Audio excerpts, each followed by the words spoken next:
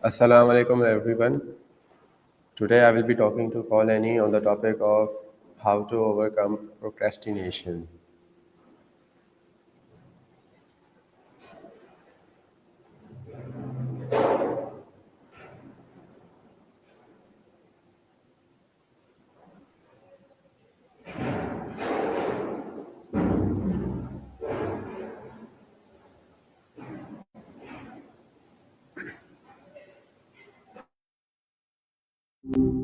Hi, Omar. Well, long time no chat. What's up? Hi there, Maya.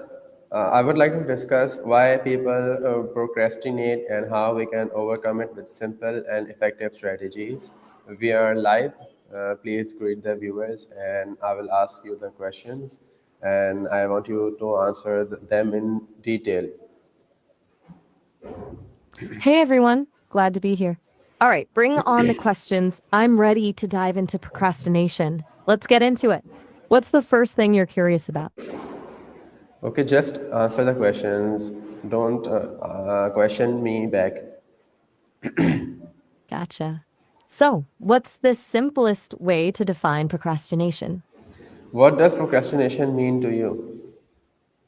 To me, procrastination is basically avoiding something you know you should be doing, usually because it feels unpleasant or overwhelming. It's not just being lazy, it's more like actively choosing to do other stuff instead, even if that other stuff isn't actually that enjoyable either. It's a weird little dance between knowing what needs to get done and finding ways to put it off. Why do people procrastinate even when they know the task is important? Okay, so it's rarely about laziness. Usually it boils down to emotional regulation. Important tasks often trigger negative feelings, anxiety, frustration, self-doubt. Procrastination is a way to temporarily escape those feelings. It's like a short term mood boost. We overestimate how good we'll feel in the moment by avoiding the task and underestimate how much worse we'll feel later when the deadline looms. There's also a bit of perfectionism involved for some folks. Fear of not doing a good enough job can be paralyzing, so they just don't start. It's a cycle, really. You still with me? Just let me know when you're ready for the next question. What are No the pressure. most common triggers of procrastination? Mm, all right. Common triggers. Definitely ambiguity. When a task is vague or undefined, it's hard to know where to even begin. So people often just stall. Overwhelm is huge too. A massive project broken down into nothing feels impossible. Then there's low motivation, which isn't just about being lazy, but often stems from not seeing the value in the task or not feeling connected to the outcome. Perfectionism, as we touched on, is a big one.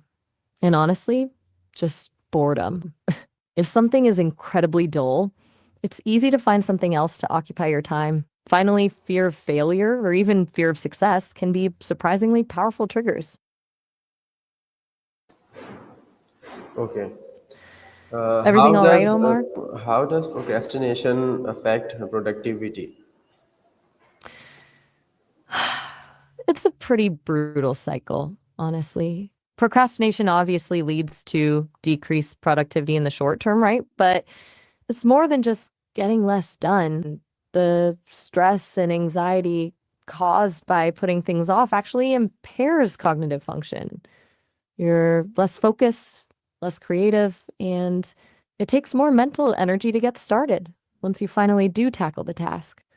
That leads to lower quality work, and then you feel even worse, which feeds the procrastination cycle. It's like a downward spiral. Then beyond the work itself, it drains your overall energy levels and can affect your sense of self-efficacy, your belief in your ability to get things done.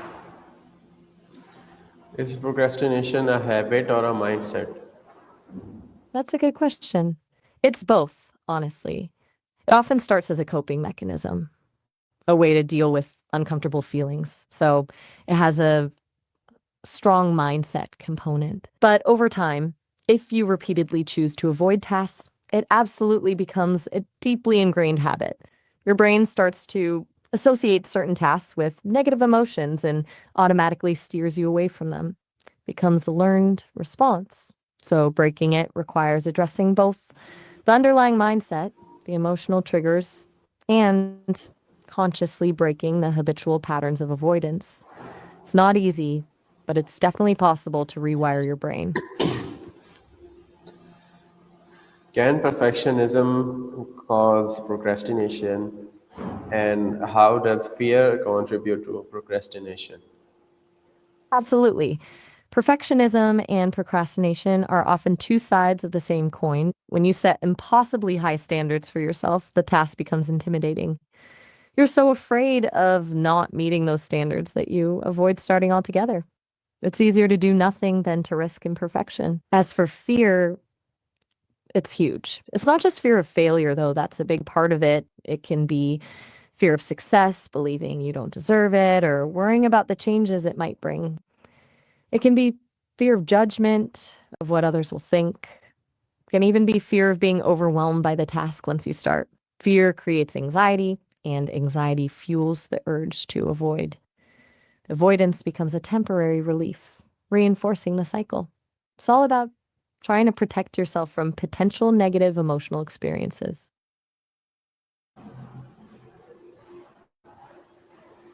You okay? Why Still with me, do Omar? why do people leave tasks until the last minute? Okay, so the last minute rush. It's often a misguided attempt to create some artificial pressure. Some people actually work better under pressure. The adrenaline can be motivating. But more often, it's a combination of things. It's the ongoing avoidance, of course, but also a belief that you'll magically have more time or energy later. There's also a bit of self sabotage for some, a way to validate negative beliefs about themselves. And sometimes it's simply underestimating how long something will take. It feels less daunting in the abstract than when you're actually breaking it down into steps. It's definitely not a good strategy, though. The quality of work usually suffers, and the stress levels are through the roof.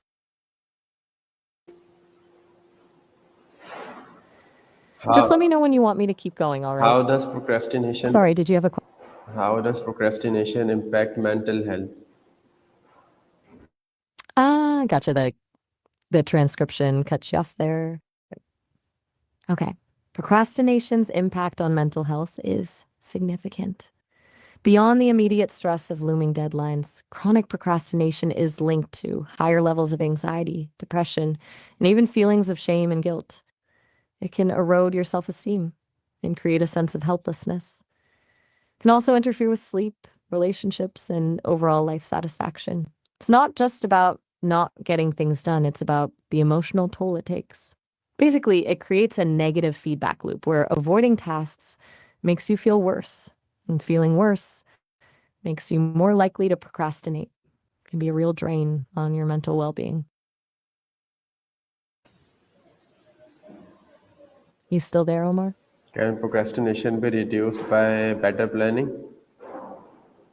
Absolutely. Better planning is a cornerstone of overcoming procrastination. When a task feels overwhelming, breaking it down into smaller, more manageable steps is hugely helpful.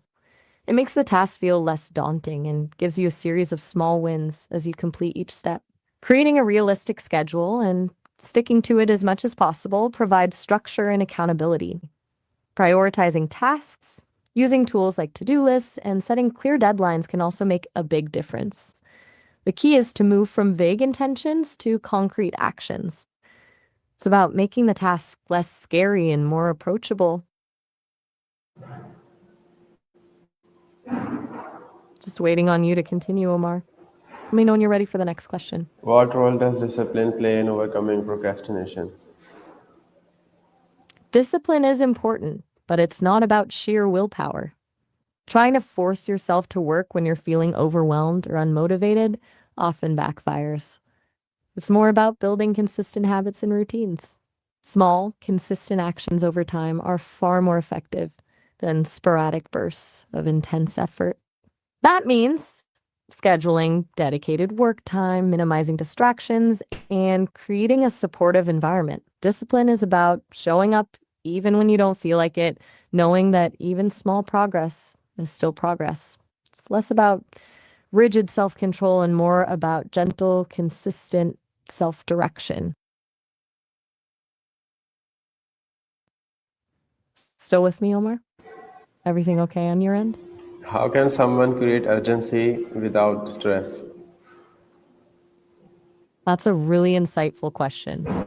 Creating urgency without stress is about shifting your focus from the negative consequences of not doing something to the positive benefits of doing it.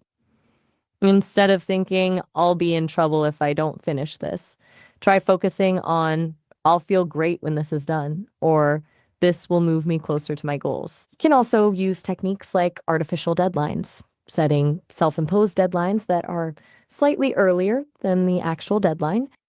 Breaking down tasks into smaller chunks, as we discussed, also creates a sense of momentum and progress, which can be motivating without being overwhelming. It's about framing the task as an opportunity rather than a threat. Okay, thank you, Maya, for sharing your Omar? helpful insights on overcoming procrastination. I appreciate your perspective, and thanks everyone for watching. I hope this session helped you beat procrastination, and I will see you in the next live stream. You're very welcome, Omar. Glad I could help.